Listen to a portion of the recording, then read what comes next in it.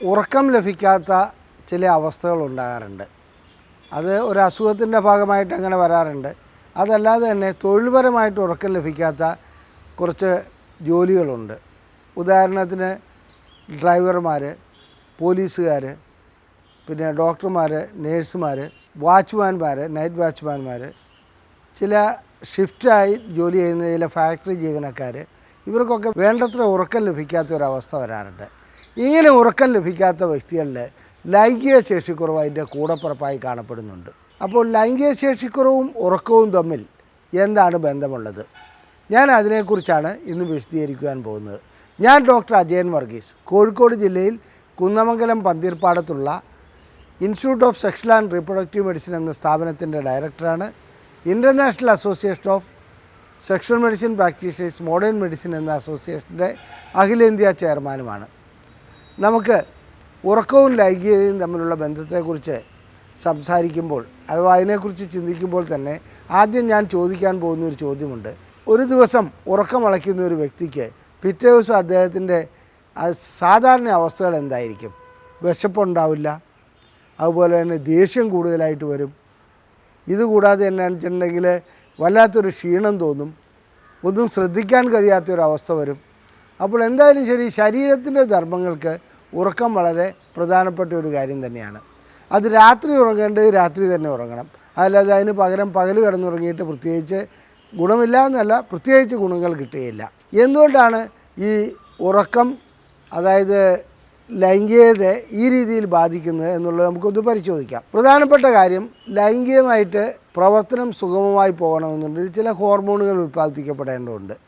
അതിലേറ്റവും പ്രധാനപ്പെട്ട ഹോർമോണാണ് ടെസ്റ്റോസ്റ്ററോൺ. ഇത് നമ്മുടെ പ്രശ്നങ്ങളിൽ നിന്നും അഡ്രിനൽ ഗ്രന്ഥി അങ്ങനെയുള്ള ഗ്രന്ഥികളിൽ നിന്നുമാണ് ഈ ടെസ്റ്റോസ്റ്ററോൺ എന്ന ഹോർമോൺ ഉൽപ്പാദിപ്പിക്കുന്നത്. ടെസ്റ്റോസ്റ്ററോൺ ആവശ്യത്തിനുണ്ടായാൽ മാത്രമേ ലൈംഗികമായിട്ടുള്ള ഊർജ്ജമുണ്ടാകുകയുള്ളൂ, അതുപോലെ തന്നെ ലൈംഗികമായിട്ടുള്ള ദൃഢത ഉണ്ടാവുകയുള്ളൂ. ഇവിടെ എന്താണ് സംഭവിക്കുന്നത്? ഉറക്കം വേണ്ട രീതിയിൽ കിട്ടുന്നില്ലെങ്കിൽ ടെസ്റ്റോസ്റ്ററോൺ വേണ്ട രീതിയിൽ ഉൽപ്പാദിപ്പിക്കപ്പെടാതെ വരുന്നു. അപ്പോൾ നല്ല ഡീപ്പ് സ്ലീപ്പിലാണ് സാധാരണഗതിയിൽ ടെസ്റ്റോസ്റ്ററോൺ കൂടുതലായി ഉൽപ്പാദിപ്പിക്കപ്പെടുന്നത്. അതൊരു ടെസ്റ്റോസ്റ്ററോണിൻ്റെ അളവ് തന്നെ നോക്കുകയാണെങ്കിൽ രാവിലെ നോക്കുകയാണെങ്കിൽ കൂടുതലായി കാണാം.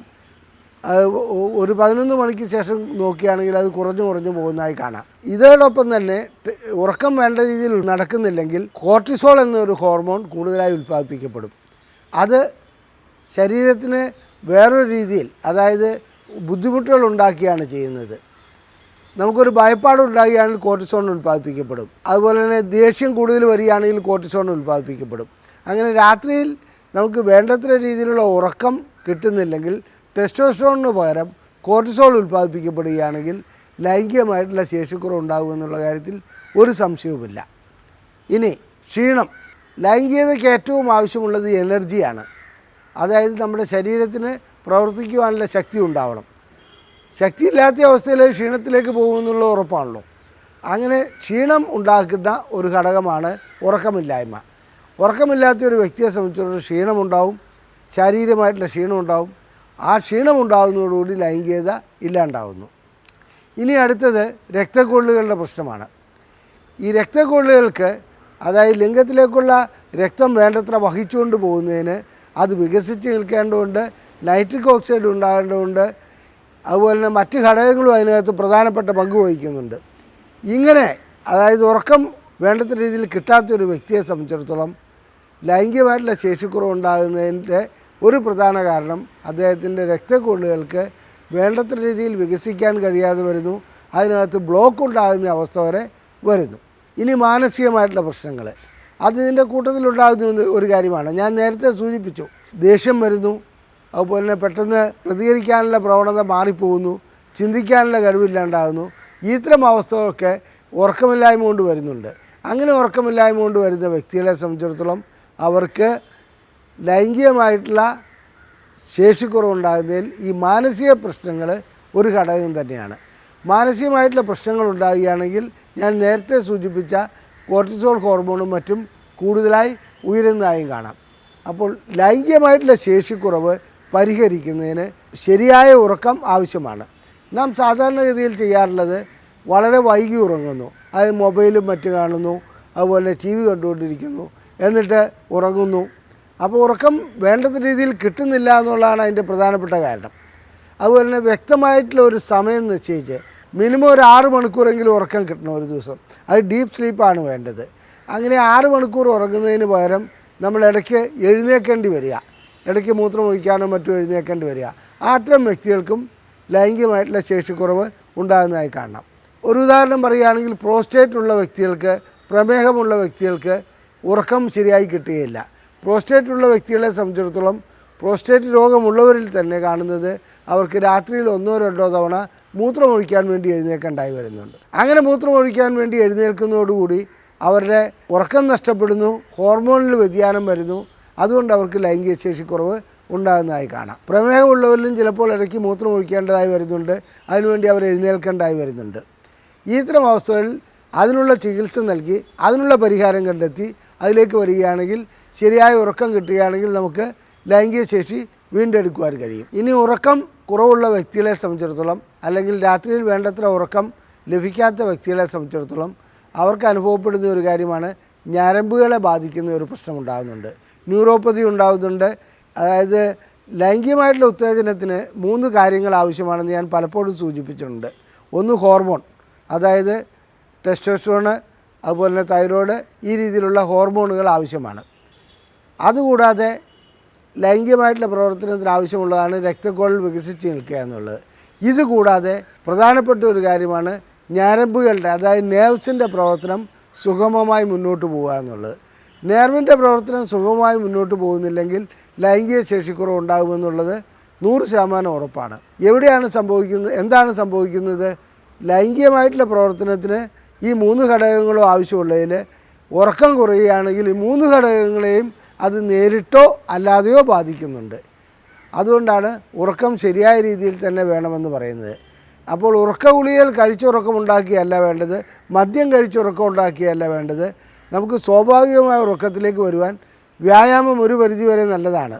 നല്ല രീതിയിൽ വ്യായാമം ചെയ്യുകയാണെങ്കിൽ ഉറക്കം ലഭിക്കും. അതുപോലെ തന്നെ മാനസികമായിട്ടുള്ള പിരിമുറുക്കങ്ങളുണ്ടെങ്കിൽ അതിൻ്റെ കാരണം കണ്ടെത്തണം. കാരണം കണ്ടെത്തിയിട്ട് അതിനുള്ള ചികിത്സയിലേക്ക് വരണം. അങ്ങനെയാണെങ്കിലും അതിന് ഉറക്കം ലഭിക്കുന്ന ഒരവസ്ഥ വരികയാണെങ്കിൽ ലൈംഗികത വീണ്ടെടുക്കുവാൻ കഴിയും. ഇനി ഉറക്കം തീരെ ലഭിക്കാത്ത വ്യക്തികളെ സംബന്ധിച്ചിടത്തോളം അവരുടെ രാവിലെയുള്ള ലിംഗോദ്ധാരണം, അതായത് ലിംഗം ഉദ്ധരിച്ച് നിൽക്കുന്ന ഒരു അവസ്ഥയുണ്ട്, നേരം വെളുത്ത് എഴുന്നേൽക്കുന്ന അവസ്ഥയിൽ ലിംഗോദ്ധാരണം കാണപ്പെടാതെ വരുന്നു. അത് ആദ്യത്തെ സൂചനയാണ് വേണ്ടത്ര ഉറക്കം ലഭിക്കുന്നില്ല എന്നുള്ളത്, അല്ലെങ്കിൽ മറ്റെന്തെങ്കിലും കാരണമുണ്ടെന്നുള്ളത്. ലൈംഗിക ഉത്തേജനം രാവിലെ പുലർകാലെ കാണപ്പെടുന്നില്ലെങ്കിൽ അതിനുള്ള ചികിത്സ നടത്തേണ്ടതുണ്ട്. ചികിത്സ നടത്തി എന്താണ് കാരണം എന്ന് കണ്ടുപിടിക്കേണ്ടതുണ്ട്. ഉറക്കം ലഭിക്കാത്തതുകൊണ്ടാണെങ്കിൽ അത് തീർച്ചയായിട്ടും അങ്ങനെ സംഭവിക്കാറുണ്ട്, അതിനുള്ള ചികിത്സ ചെയ്യേണ്ടതുണ്ട്. എനിക്കിവിടെ ക്ലിനിക്കിൽ വന്ന ഒരു കേസ് ഞാൻ നിങ്ങൾക്ക് അറിവിലേക്കായി സമർപ്പിക്കുകയാണ്. അതായത് ഒരു വ്യക്തി 5 വർഷം തുടർച്ചയായി നൈറ്റ് വാച്ച്മാനായി ജോലി ചെയ്യുന്നു. പ്രത്യേകിച്ച് ഒരു പണിയുമില്ല, അതായത് അവിടെ കിടന്ന് ഉറങ്ങുക വേണമെങ്കിലും ചെയ്യാം. പക്ഷേ ഇദ്ദേഹത്തിന് ഉറങ്ങുന്നതിൻ്റെ ഇടയ്ക്ക് ഏതെങ്കിലും ഒരു ചെറിയ ശബ്ദമോ വല്ലതും കേൾക്കുകയാണെങ്കിൽ ഇദ്ദേഹം എഴുന്നേൽക്കുമായിരുന്നു. പകൽ വന്നിട്ട് ഉറങ്ങാറുമുണ്ട്. ഈ വ്യക്തിയെ ഞങ്ങളിവിടെ ലൈംഗിക ശേഷിക്കുറവായിട്ടാണ് ഇവിടെ വന്നത്. ലൈംഗിക ശേഷിക്കുറവായിട്ട് വന്നപ്പോൾ അദ്ദേഹത്തിൻ്റെ എല്ലാ പരിശോധനകളും നടത്തി. പരിശോധനകളിലൊന്നും കുഴപ്പം കാണുന്നില്ല. അതായത് ഹോർമോണുകളെല്ലാം നോർമലാണ്. പക്ഷേ അദ്ദേഹത്തിന് ലൈംഗികമായിട്ട് ബന്ധപ്പെടാനുള്ള ശേഷി വേണ്ടത്ര ലഭിക്കുന്നില്ല. അവസാനം ഹിസ്റ്ററി എടുത്തപ്പോൾ ഇദ്ദേഹം ഈ 5 വർഷമായി, അതായത് ഒരു നൈറ്റ് വാച്ച്മാനായി ജോലി ചെയ്ത കാര്യം പറയുകയുണ്ടായി. അദ്ദേഹം ആ ജോലി നിർത്തിയിട്ട് ഇപ്പോൾ ഏതാണ്ട് ഒരു 6 മാസത്തോളമായി. എന്നിരുന്നാലും അദ്ദേഹത്തിന് ലൈംഗിക ശേഷി വീണ്ടെടുക്കുവാൻ കഴിഞ്ഞിട്ടില്ല. അപ്പോൾ ഉറക്കത്തിൻ്റെ പ്രാധാന്യം ആണ് ഈ കേസ് വഴിക്ക് നാം മനസ്സിലാക്കേണ്ടത്. ഉറക്കം വേണ്ടത്ര ലഭിക്കുന്നില്ലെങ്കിൽ തീർച്ചയായിട്ടും ലൈംഗിക ശേഷിക്കുറവ് ഉണ്ടാകുന്ന ഒരവസ്ഥയുണ്ട്. ഇനി സ്ലീപ്പ് അപ്നിയ എന്നൊരു അവസ്ഥ ഉണ്ടാകാറുണ്ട്. അതായത് ഉറങ്ങിക്കൊണ്ടിരിക്കുന്ന വ്യക്തിക്ക് ശ്വാസം മുട്ട് അനുഭവപ്പെടുക. അതായത് ആ വ്യക്തിയെ സംബന്ധിച്ചിടത്തോളം അദ്ദേഹം അറിഞ്ഞുകൊള്ളണമെന്ന് പോലുമില്ല, ശ്വാസം മുട്ടിക്കൊണ്ടിരിക്കും. അങ്ങനെ ശ്വാസം മുട്ടൽ അനുഭവപ്പെടുന്ന വ്യക്തികളെ സംബന്ധിച്ചിടത്തോളം വേണ്ടത്ര ഓക്സിജൻ അവയവങ്ങളിലേക്ക് എത്താതെ വരും. ഇതും ലൈംഗിക ശേഷിക്കുറവിന് ഒരു കാരണമായി മാറാറുണ്ട്. അത് സ്ലീപ്പ് അപ്നിയ അത്ര എളുപ്പത്തിൽ കണ്ടുപിടിക്കാൻ കഴിയുന്നതെന്നല്ല. ചില മെഷീനുകൾ വെച്ച് രാത്രിയിൽ ഉറങ്ങുന്ന സമയത്ത് അത് രേഖപ്പെടുത്തിയാണ് വേണ്ടത്. അങ്ങനെ രേഖപ്പെടുത്തി സ്ലീപ്പ് അപ്നിയ ഉള്ള വ്യക്തിയാണെന്ന് കണ്ടുപിടിക്കപ്പെടുകയാണെങ്കിൽ അദ്ദേഹത്തിന് അതിനുള്ള ചികിത്സ നൽകിയാൽ മാത്രമേ ലൈംഗികമായിട്ടുള്ള ശേഷിക്കുറവ് വീണ്ടെടുക്കാൻ കഴിയുള്ളൂ. കൂർക്കം വലി അതിൻ്റെ കൂട്ടത്തിൽ പരാമർശിക്കേണ്ട ഒരു കാര്യമാണ്. കൂർക്കം വലി ഉള്ളവർക്കും ലൈംഗിക ശേഷിക്കുറവ് ഉണ്ടാകാറുണ്ട്. ഈ വീഡിയോ ഇഷ്ടപ്പെട്ടുവെങ്കിൽ ലൈക്ക് ചെയ്യുക, ഷെയർ ചെയ്യുക, നിങ്ങളുടെ അഭിപ്രായങ്ങൾ കമൻറ്റ് ബോക്സിൽ രേഖപ്പെടുത്തുക. നിങ്ങൾക്ക് ഞങ്ങൾ പ്രസിദ്ധീകരിക്കുന്ന ബുക്ക്ലെറ്റുകൾ സൗജന്യമായി ആവശ്യമുണ്ടെങ്കിൽ ലൈംഗിക പ്രശ്നങ്ങളെക്കുറിച്ച് ഒട്ടനവധി ബുക്ക്ലെറ്റുകൾ ഞങ്ങൾ സൗജന്യമായി പ്രസിദ്ധീകരിക്കുന്നുണ്ട്. വാട്സപ്പ് ചെയ്യുകയാണെങ്കിൽ ഇവിടെ ISRM എന്ന് ഈ നമ്പറിലേക്ക് വാട്സപ്പ് ചെയ്യുകയാണെങ്കിൽ നിങ്ങൾക്ക് സൗജന്യമായി അയച്ചു നൽകുന്നതാണ്. ചികിത്സ ആവശ്യമുള്ളവർക്ക് ഈ നമ്പറിൽ വിളിച്ച് ബുക്ക് ചെയ്യാവുന്നതുമാണ്. നന്ദി, നമസ്കാരം.